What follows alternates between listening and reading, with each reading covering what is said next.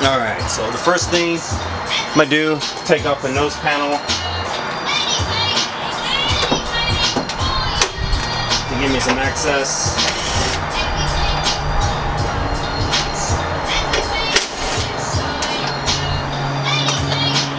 To the other bolts that are underneath here.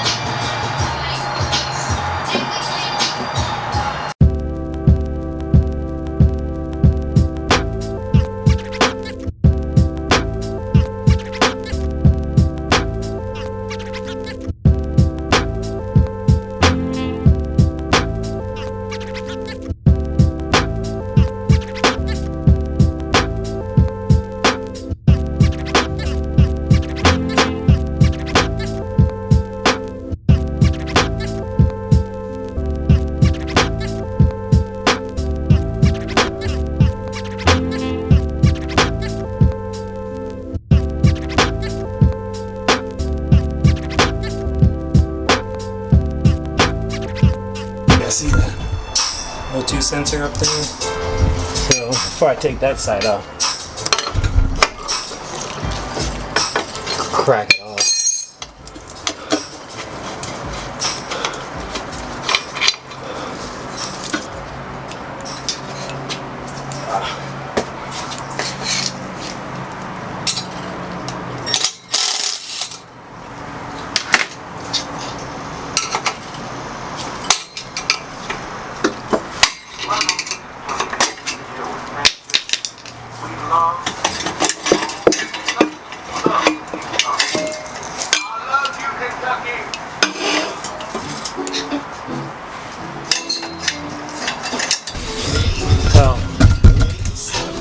Put these high flow cats on, so I want to see if they got destroyed or if they still there.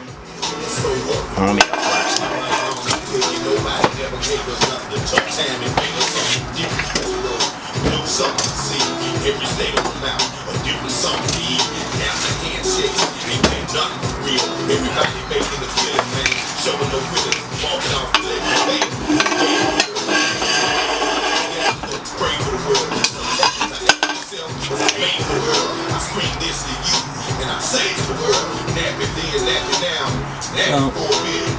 All it's there. And that was one side. Let's check the other side.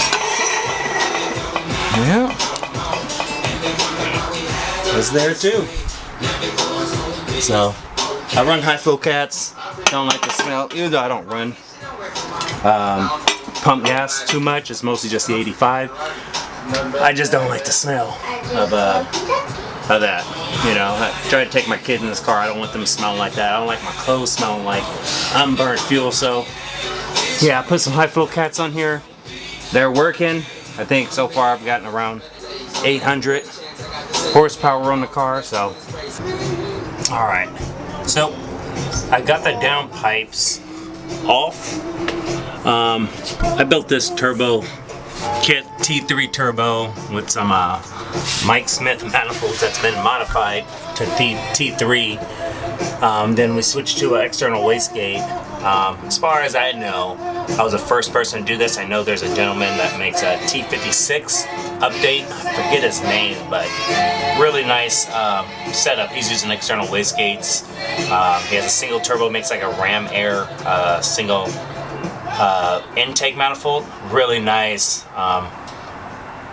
Something I was thinking about getting, but I'm gonna switch over to drive-by-wire.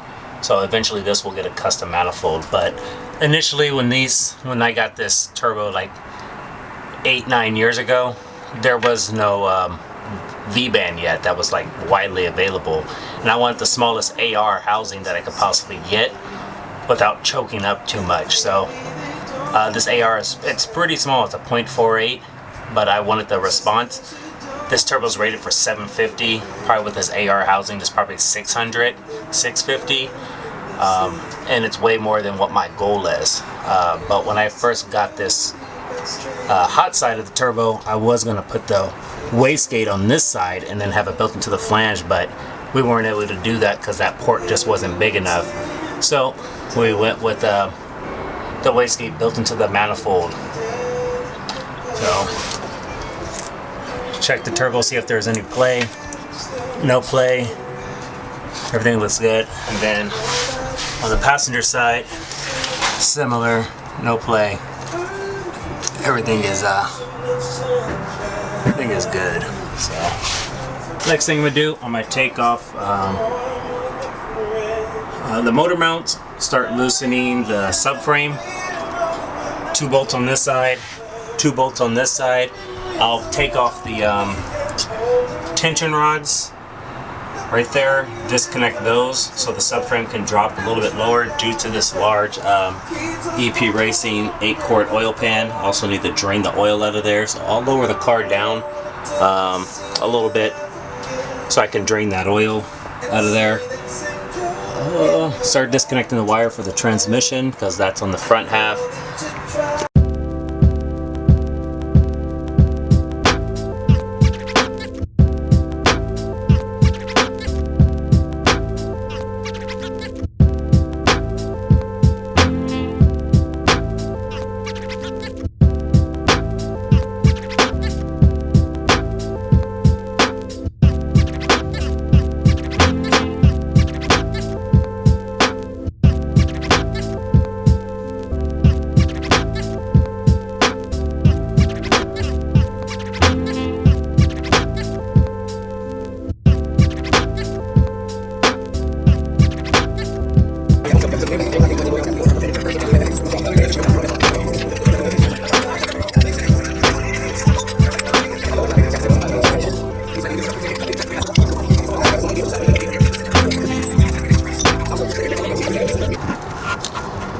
Servo still spinning, shaft play. There's the passenger side. I checked that. Color of the turbo looks good. You can see the EGTs. Cables. So there's EGT, there's 3 on each side. I run 1 for each runner. So, yeah, let me get this oil drained out, and then we can start lowering it a little bit, and then we'll move the other cross member bolts, pull out the radiator, and get some more work done. Alright, so we got the oil container drained, so I can pull out this oil that's in here. This little made up stand out of cardboard boxes. See if we can catch this oil.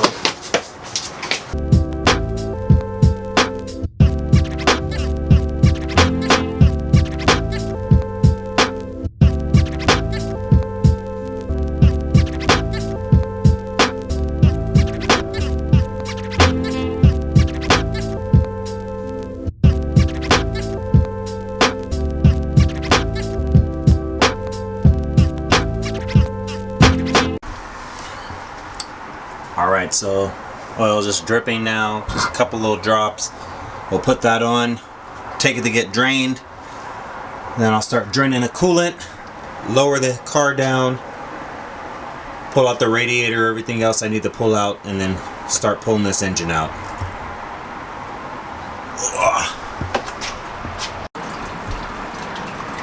Alright, so we got the coolant coming out now. So next thing for me to do, I'm going to lower the car, pull the radiator, pull the fan clutch, pull the intake manifold, pull all the pipes, disconnect the harness, and then pull this bad boy out. It's probably going to be about an hour and a half, 2-hour job. I also got to drop the cross member. So, yep, making way. I think I found a shop to do the machine work, the line boring, honing, balancing for the rotating assembly. So.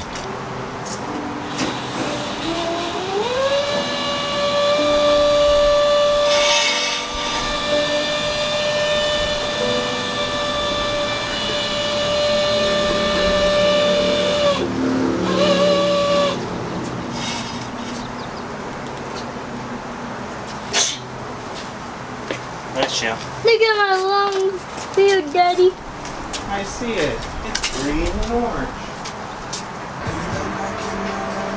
Alright, so got some of the pipes off. Actually, majority of the intercooler piping's off. Only thing really left for me to do to pull this engine out is I need to disconnect the power steering pump and the alternator wiring. But I'm going to just take the whole alternator out. This makes it a lot simpler. On this side, don't believe I have anything left to pull out. Oh, I do also need to disconnect the oil cooler line, so those will need to come off as well. And then I'll be yanking this motor out. So the hard pipes on this intercooler for the outlet are they are custom because of the turbo. We're going to end up modifying it so it's not so high up and maybe a little bit closer to the fender inner wheel well, or the strut housing, whatever you might know this as. But it's just a little bit closer over here. Maybe make it a silicone pipe, just to make it a little bit easier to connect and disconnect.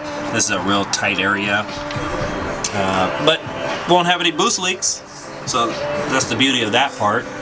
This is just an extra hose that I was going to run for the power steering.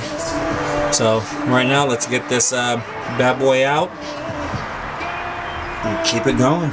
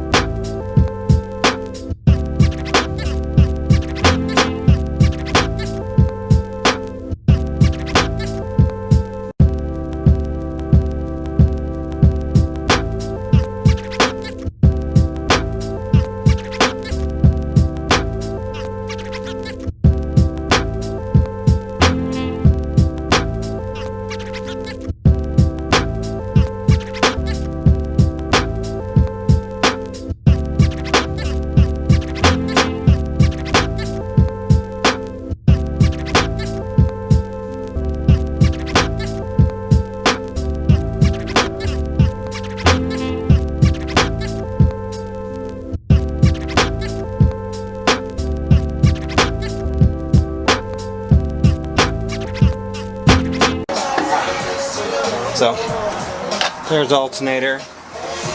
Did a high output alternator just because I'm running I had a bigger stereo on here, so 200 amp alternator. So far it's been good. Had it in the car for about 3 years now. I haven't ran into any issues.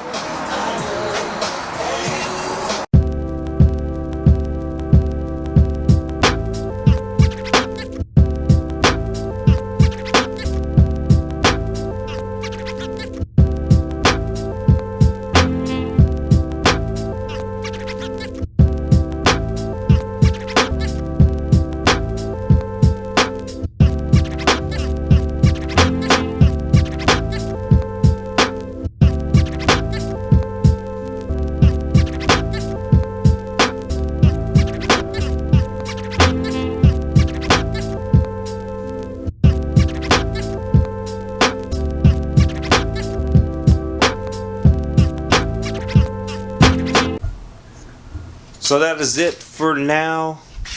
This video, I'll get some more updates in the next coming up weeks, but I also have the two cars at the body shop, the 240Z and the Fox Body Mustang. They're both at the paint shop.